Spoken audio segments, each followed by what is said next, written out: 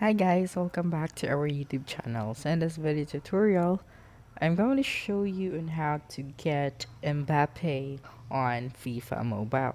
So the first thing that you'll need to do is just to tap on the market. Okay, and then click on the search bar. So after clicking on the search bar, just tap on the enter player name and then type out Mbappe.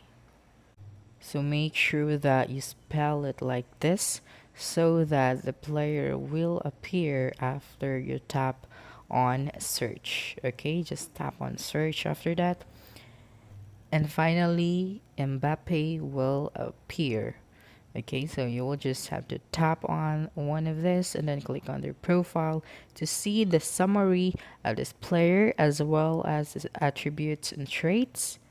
Okay, specifically, so you just have to read and then decide if what kind of player do you want to buy according to your budget.